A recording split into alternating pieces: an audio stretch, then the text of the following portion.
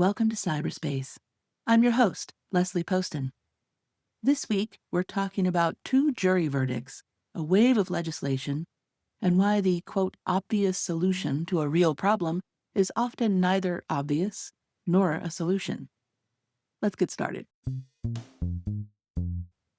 This week, two separate juries found Meta, the company that owns Facebook, liable for harming children. In New Mexico, Meta was ordered to pay $375 million in civil penalties for concealing what it knew about child sexual exploitation on its platforms and the mental health impact of its design choices on children. In Los Angeles, Meta and YouTube were both found negligent in a case brought by a young woman named Kaylee, who said she started using YouTube at 6 and Instagram at 9, and that the compulsive use patterns those platforms cultivated made her anxiety and depression significantly worse. She was awarded $6 million. Both companies have said they'll appeal. A 6-year-old on YouTube and a 9-year-old on Instagram?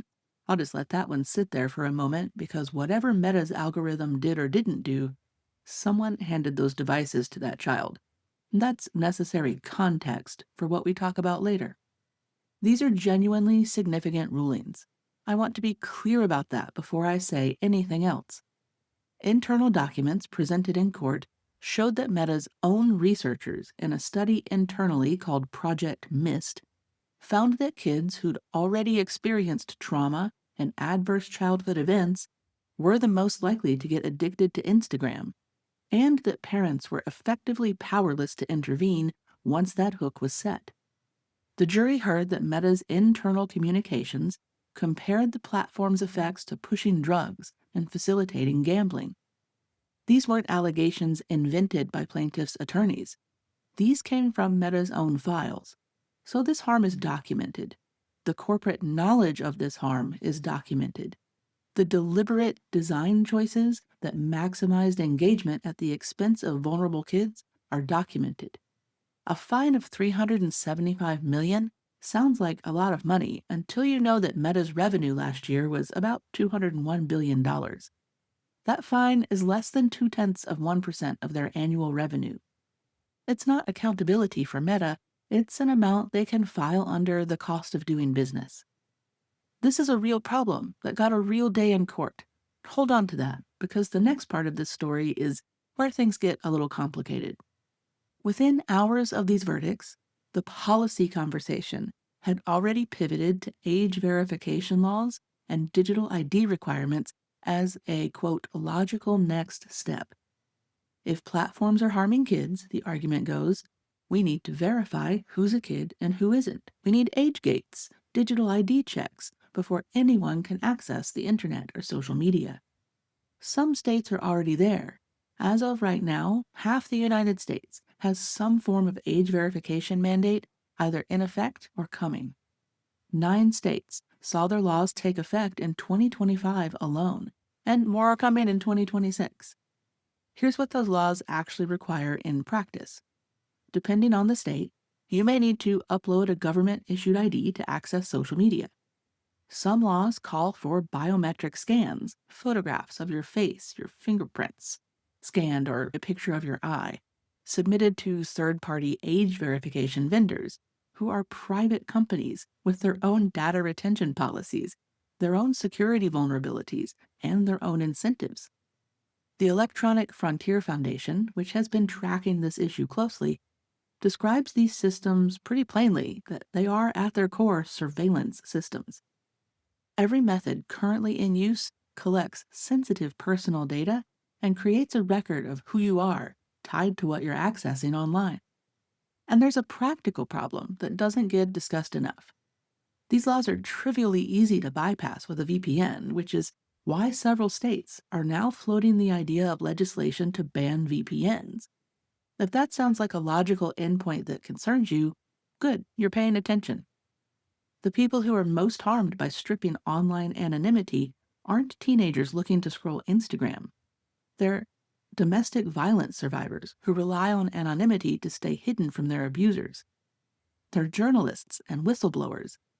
They're LGBTQ youth in states where their identity puts them at risk, who use online spaces precisely because those spaces don't require them to be traceable. Across the world, 81% of internet users live in countries where people have been imprisoned for something, usually something innocuous, that they've posted online. What works in an authoritarian country and what's being proposed here aren't as different as we'd like to think they are.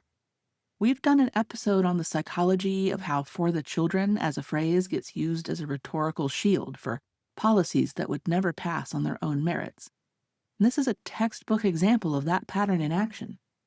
A jury hands down a verdict that moves people emotionally, and justifiably so, and that emotional window gets used to push surveillance infrastructure that was already waiting for the right moment.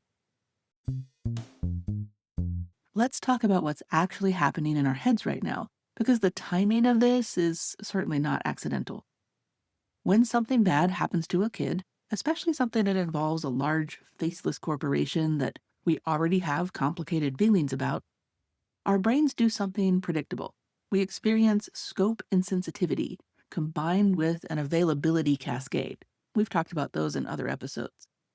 The harm feels total and universal because the story is vivid and emotionally immediate. The proposed solution gets evaluated less critically because we're in a state of high moral arousal. We want someone to do something, and the first thing that sounds like an action tends to win. This is the same mechanism I talked about in the episode on doom scrolling, the way that vivid, emotionally activating content can distort our sense of probability and scale. And it's the same mechanism we discussed in our social media and kids episode, where I pointed out that the research on social media harm is significantly less and significantly more complicated than the headline version that sells books and whips up a moral panic. The girl at the center of the Los Angeles case had a genuinely difficult life that predated social media, and that's not a reason to dismiss her experience or dismiss Meta's liability. But it is a reason to ask whether a digital ID system would have changed her outcome, or whether it simply would have made her invisible to any parts of the internet that were actually helping her. The American Academy of Pediatrics has had guidance out for years on the developmental harm of screens for very young children. That information isn't hidden. A digital ID requirement doesn't reach back and change the decision to give a 6-year-old a YouTube account. And it doesn't change the next one either. Here's the psychological manipulation to watch for. A real harm gets identified, a real villain gets found liable, and the proposed remedy gets attached to those findings as if it follows logically, when it doesn't. Holding big tech companies like Meta accountable for designing addictive systems that target vulnerable kids is one argument. Requiring everyone to submit biometric data to a private company to log onto the internet is a different argument. And those two things got stitched together this week in the coverage, in the political messaging, and in public conversation. And too many people just don't seem to be noticing. The tech companies themselves, by the way, aren't sitting this one out. Meta, for example, spent a record $26.3 million on federal lobbying in 2025. That's more than Lockheed Martin or Boeing. And they deployed 86 lobbyists across 45 states. Bloomberg confirmed that Meta covertly funded a group called the Digital Childhood Alliance, which has been advocating for age verification laws in state after state. And here's the catch. The laws Meta is lobbying for place the compliance burden on Apple and Google's app stores, not on social media platforms. That means Meta's apps face zero new mandates under the very legislation it's funding. They get the age data, the biometrics, the data on how people who go through the gate use the internet, etc., yet they bear none of the cost and none of the consequence. And when the system gets breached, and it will repeatedly, we know this, they won't be holding the bag for that either. You will. I'm not trying to tell you what to think about this, because that's not what cyberspace is for. But I will give you 5 questions I think are worth asking before you accept the framing that's being handed to you. Number 1, who benefits from this solution? Age verification and digital ID requirements don't hurt large platforms that can afford compliance infrastructure. They hurt smaller platforms and independent spaces that can't. They also benefit the third-party age verification vendors who are positioned to make a great deal of money from this legislation and give governments everywhere the kind of data access about you that violates so many of your rights. Number 2, does this remedy match the harm? The documented harm in these cases was about deliberate, predatory design choices, addictive algorithms, suppressed internal research, systems engineered to hook the most vulnerable users. Does requiring everyone to show ID or biometrics before logging on address any of that? Or does it leave the underlying design choices untouched while adding a new layer of data collection on top? Number 3, what problem can't be solved with technology?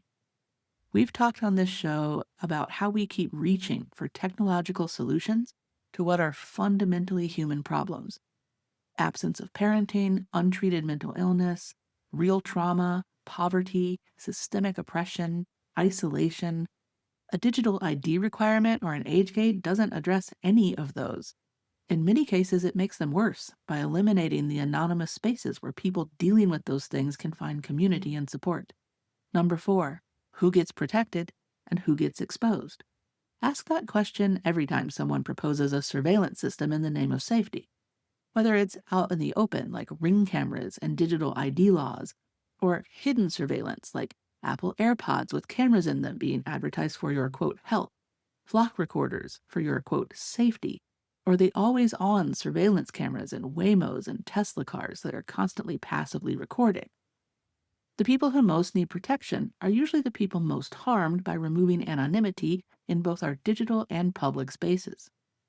And lastly, number 5, ask, is this accountability or a different kind of cost of doing business? Meta will appeal these verdicts, and if they lose the appeal, they'll pay. And like I said before, at less than 0.2% of their annual revenue, the financial math doesn't change their incentives in any meaningful way. Real accountability would look like structural changes to how these platforms are allowed to be designed, not a fine, and not a check your ID gate that leaves the algorithm behind it exactly as it was. The verdict this week was significant, and the harm it documented was very real.